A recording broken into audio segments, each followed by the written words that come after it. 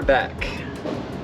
Today's day one of building the van, and the first thing I always like to do is work on the subfloor. It just makes it easier to stand in here and start working on everything else. And let me show you what I have here.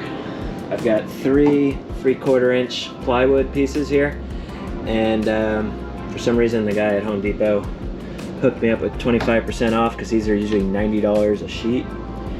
And I was going to get a little bit cheaper version of this, but basically got it at the price of the other ones, so that was good. And I've got 5 of these. Now these are actual 1x4s, where typically if you get a 1x4 it's 3/4 inches by 3.5. So these are actual 1 inch thick, which is important because that's the thickness of my insulation. And I'm just going to rip these down directly down the center so that I have 10 of those.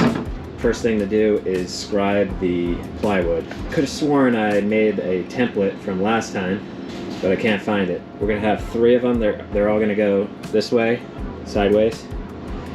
So I'll just cut the width first, and then after that I can scribe in that front edge once it's cut down to the width.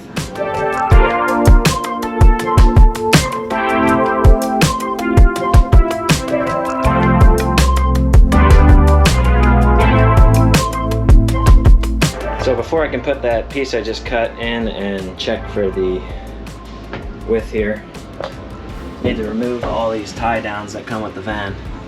So I have this little attachment for my socket. Fits right in there.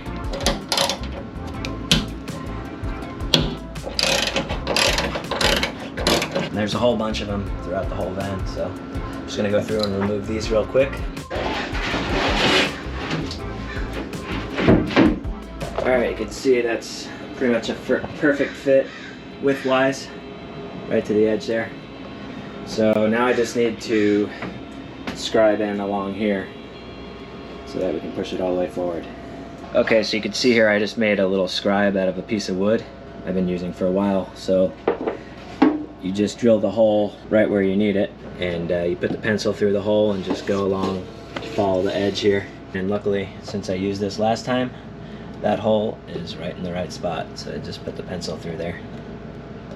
So this part here, you don't need to cut, just over here is where you're going to cut.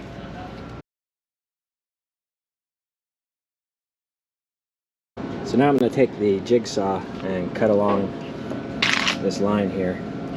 But before I do that, I like to take my razor blade knife and just score the line so the wood doesn't start fraying all over the place. Give you a cleaner line.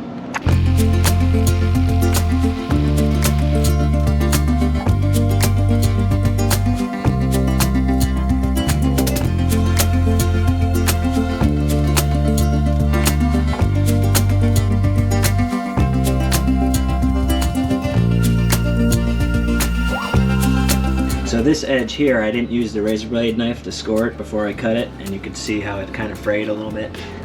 And then you can see this cut is much cleaner where I used the razor blade knife. So for these other cuts, I'll make sure to use that razor blade knife.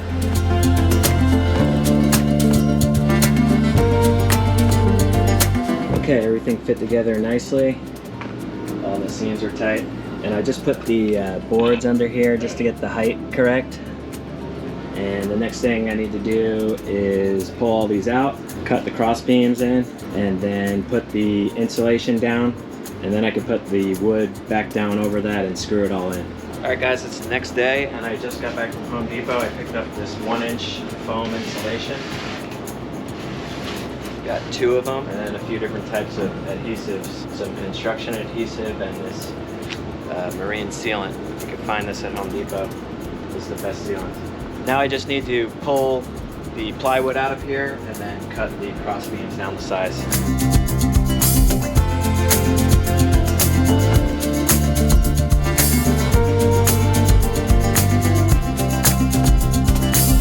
So now that I have this all cleared out, there's just one more step. You can see where I removed the tie downs. There's like 8 or 10 of them throughout the van, and this hole actually goes straight through. Can't really see it right now, but it goes straight through the bottom of the van, so water could come through there. so we need to seal that. That's what I'm going to use the marine sealant for. You can get this at Home Depot. I'll also put a link for this, an Amazon link, in the description. Sometimes I don't have it at Home Depot. And I'm just going to put a little bit of the sealant, and then I actually just use a quarter like this. Put the sealant, and then I'll take some blue tape just to hold it in place until it dries.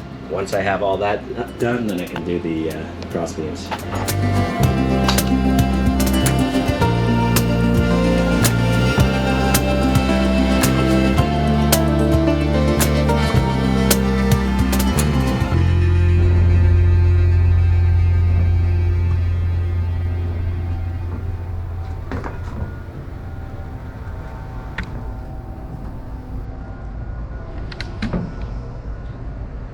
Putting a lot of money into this van. So now I'm going to take these 5 1x4s and turn them into 10 1x2s.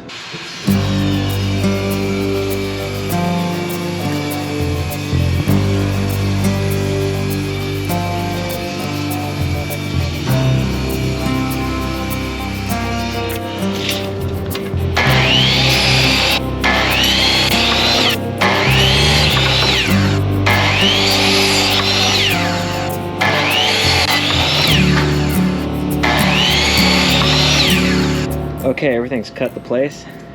Nothing's secured down yet, but you can see up here in the front. So there's going to be a cabinet here, and this is going to be like the main entrance where you walk through. So I put those cross beams a little bit tighter together. Those are, I don't know, 10 inches or so. But then when we move back here, we're around 17, 18 inches apart. And even a little bit wider back here because there'll be a bed over here and you won't be standing on this, so you won't feel any flex.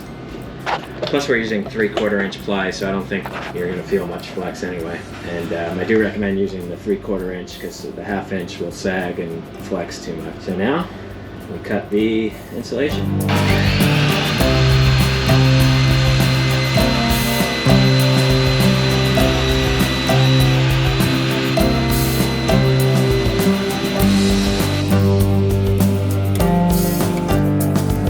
So as you're laying these out, you're going to use the insulation as spacers basically.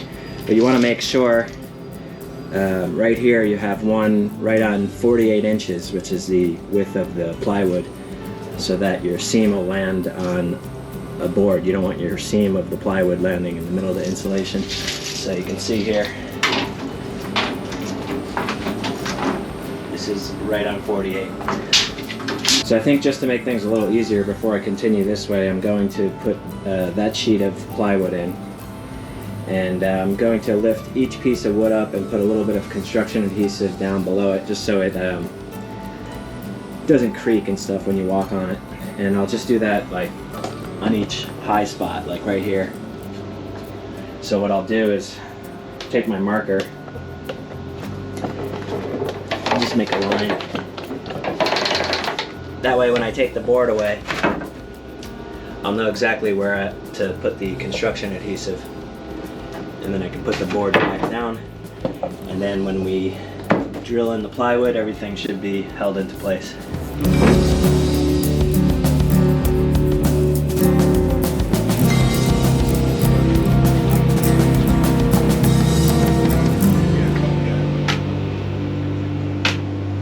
Going to be using 1 5/8" screws. That should be perfect with the 3/4 inch plywood and the 1 inch beams here.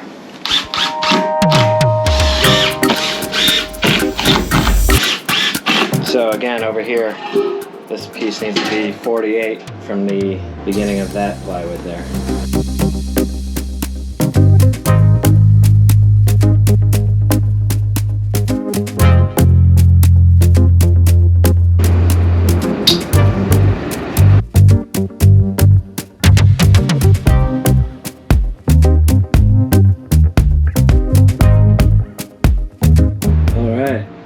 Finished.